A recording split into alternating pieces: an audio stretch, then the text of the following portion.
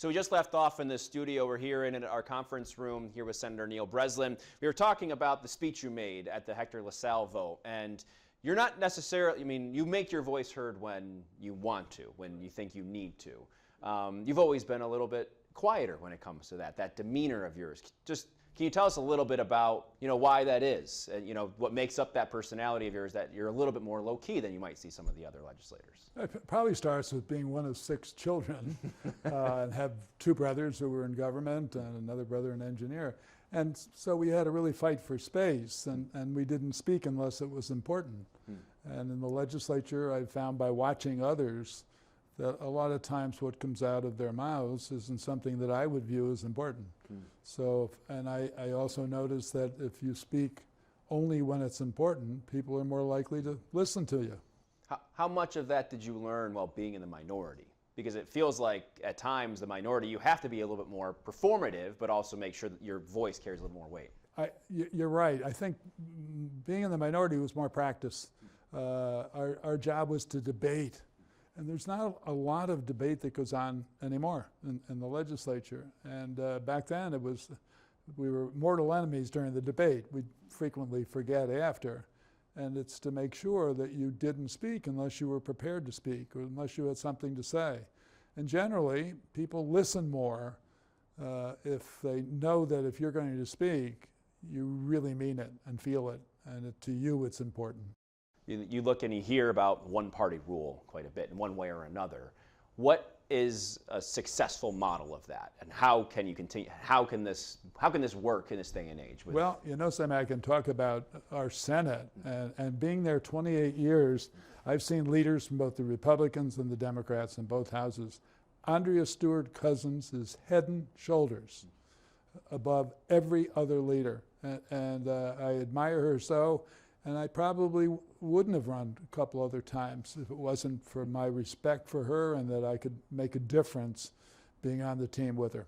What makes her that special? She works harder than anyone else. She's smart, she's honest, and she has a compassion and ability to get along with both sides. And that's a job that's all day, every day. And I don't relish her position. Is there a toughness about her to be in that room with the governor and that's right now Carl Heastie? She has a very, very quiet, tough, you don't notice it, but she knows what her objectives are and she knows what's right and wrong, and she'll usually come out totally on top. You look at some of the bigger issues that, is facing New York, and we talked just off camera about the whole out-migration deal, and what's your take on those that are, bemoaning that, and what can be done to kind of mitigate people leaving the state? I think of my family coming over from Ireland. There wasn't the same kind of process that they faced. I think it was kind of easy, and I would suggest the same would have been true for coming from France or coming from Italy and other European countries. And now South America is not a place that's a safe place, and people are risking their lives and the lives of their families to get here.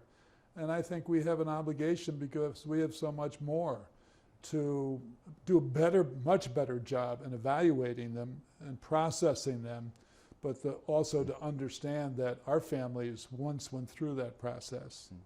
Irish with the potato famine and on and on and on. And we're not doing a good job. We could do so much better. And it started before this crisis with 11 million people in the country who were undocumented. And there's a long way to go before we make it right. And you're in an interesting position, I think, because there have been asylum seekers brought into Albany County, and more than any other county in the state. But you also have counties that probably have said, no, we don't want that here. Yeah. What is your message to each group, I would say, I guess, in terms of that? I measure it. I'm very happy with what Mayor Sheehan has done in Albany to open the arms, particularly. Let's think selfishly. We are an older population. We need younger workers. So that's in favor of having migrants come in. There are skills we have lacking in our farm workers we talked about. So there's a win-win, and we have to make sure that we're not making decisions as a society because their color might be a little different. We have to treat everybody as we would like to be treated. And if we do that, we'll accept the migrants, integrate them into our society, and we'll be better for it. There's been calls about Congress and the governor that's been very frustrated with the Republicans for holding up a border bill, but then those same Republicans push back and say, well, we passed one, or we did this already. And then there's also calls on the president to have his hand in this. Yeah. Because you were just talking about the processing and the work authorization, because that's also been slow in Albany County. Yeah. Where should that fall in terms of making sure, yes? Starts at the top. It Yeah. starts with the president.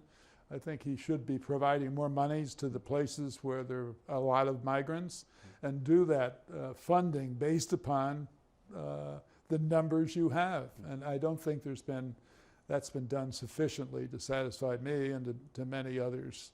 And hopefully we get there. And I think we're a ways away. And when I go to New York City, I'm offended by the mayor of New York City for what he's done. And he'd made promises in the past that he'll open his arms to migrants, and he's done just the opposite. The $2.4 billion proposed, what did the Senate come back with? The same amount as the governor in terms of helping If it wasn't, it was close to it. It was close to that. Yeah. You've seen others on the other side of the aisle say that $2.4 billion could go somewhere else, and why are we using all this money to help people that they say aren't citizens? Right. How do you defend that? Too often legislators forget where they're from, and we're all from someplace else. And we're pretty lucky to be living in a society like Albany, like New York State, like any other state, southern and northern. And so we have to remember that we should share our riches and bring in people who are, some of the South American countries are being brutalized. Women and children. Looked at the last couple of days in Haiti, and that cries out for our assistance. But it's political time, and I think that both sides will be reluctant to reach out as much as they might if there wasn't a presidential election in the future. I also want to talk to you about climate, because I think it's an interesting conversation. You start with you've seen some of the challenges that have come up with the infrastructure and some of the concerns people might have. Yes, that's why I think your district's so fascinating, because you have farmland, you have farmers, and you also have city. You have that kind of a different perspective.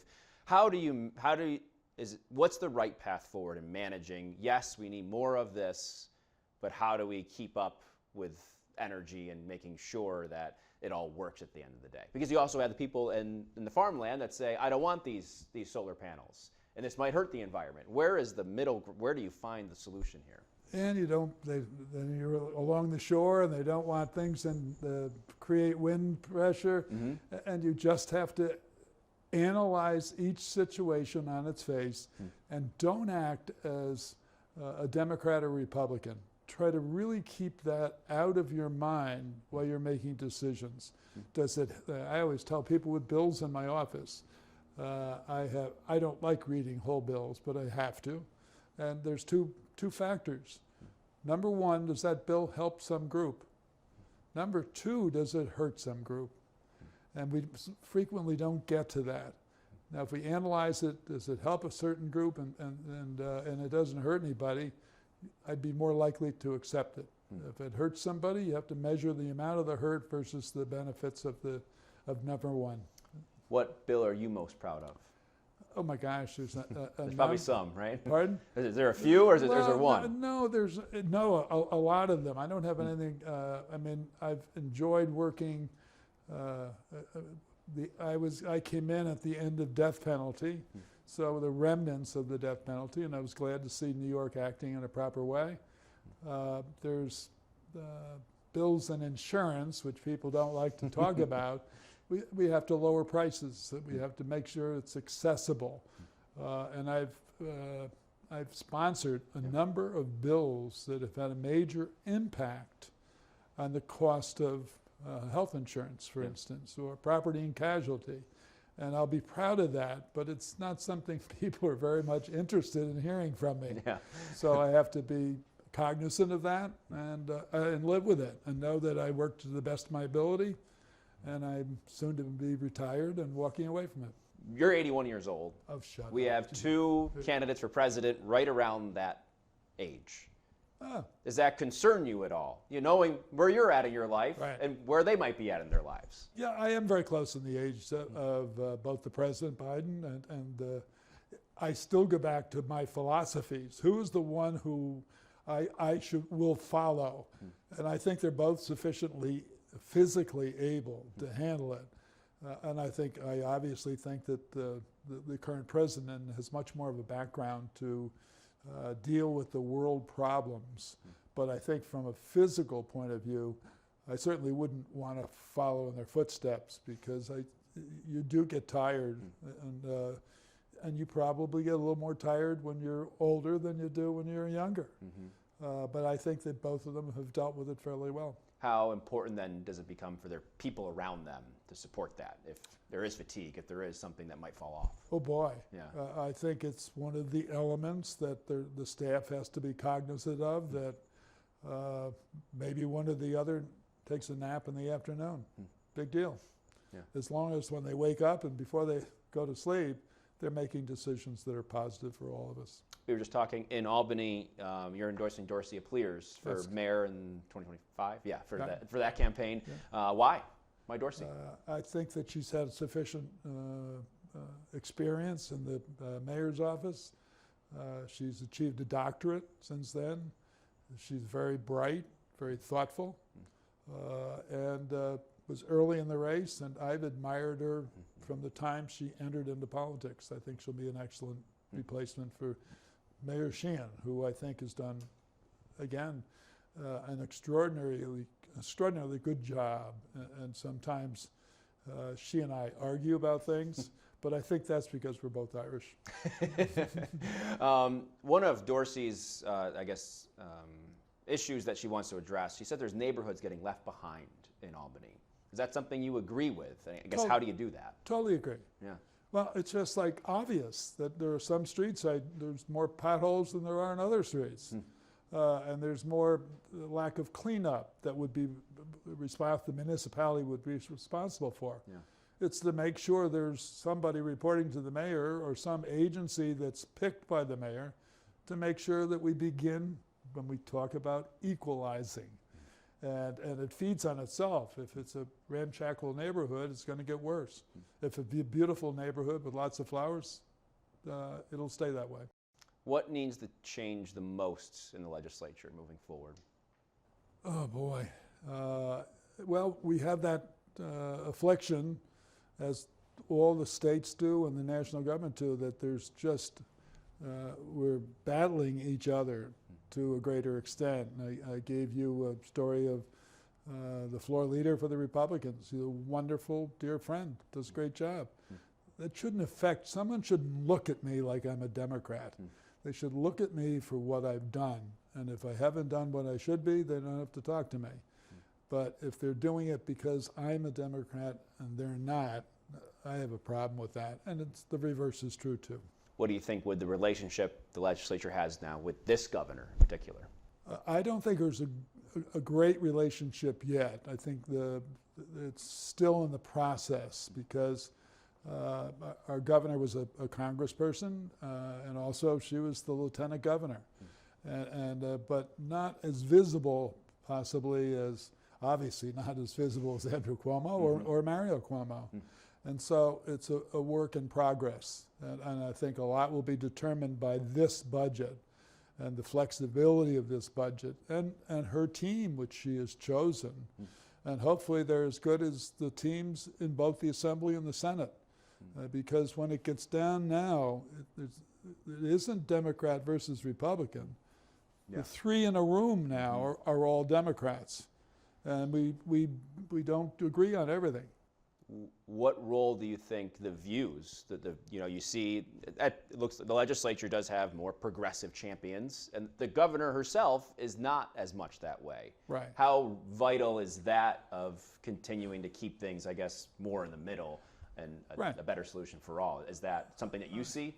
Well, I think as a part of that, that's in my office, I know people who are further to the right of me and further to the left of me. And I try to get as much from them to make a fair decision as possible. And I know the governor's doing that, and probably our houses aren't doing it as much because truly some of our districts are all Republican, some districts are all Democratic, where the governor's representing all of us. And she has to be, I think, much put in a position where she's much more fair, if you will. And hopefully those people, and a lot of them are new, those people around her will make good decisions and recommendations to her to make this a smooth 3 weeks. What are you going to miss about being in the Senate, being in the Capitol? Your ability to help people. And I mentioned before, I don't have a Senate license plate. I like to be called Neil, not Senator. I'm last off elevators and last on them. And I hope I continue to be like that. And I hope that once I leave here, I'm still able to make a lot of contributions. But I just won't be an elected official. What won't you miss? Part of it is the people calling you senator. There's a nice part of it, and you got to fight that. Right.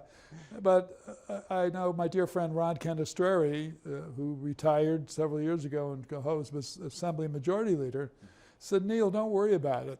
They forget you in a week. There's probably some truth to that. So it's all right. And I'll live without it. So, my biggest worry is waking up at 4:30 or 5 and doing the same kinds of things in my life that I've been doing for the last 28 years. So what does retirement look like for you? Retirement looks like some enjoyable time, possibly to read and travel a little bit, but also get involved in not-for-profits. There's still lots of people who are hurting in this country. And they're hurting because they're being shut out. And that's increasing every year. And there are a lot of billionaires. And when I think of, I always like to look at that comparison of corporate presidents versus the worker and the spread between them. And it used to be fairly close. Well, it's not anymore. And I think the world, the United States and the world is getting like that, the real haves and the have-nots. And it's to fight against them. Senator Breslin. Neil, thank you very much. Appreciate your time. Delighted.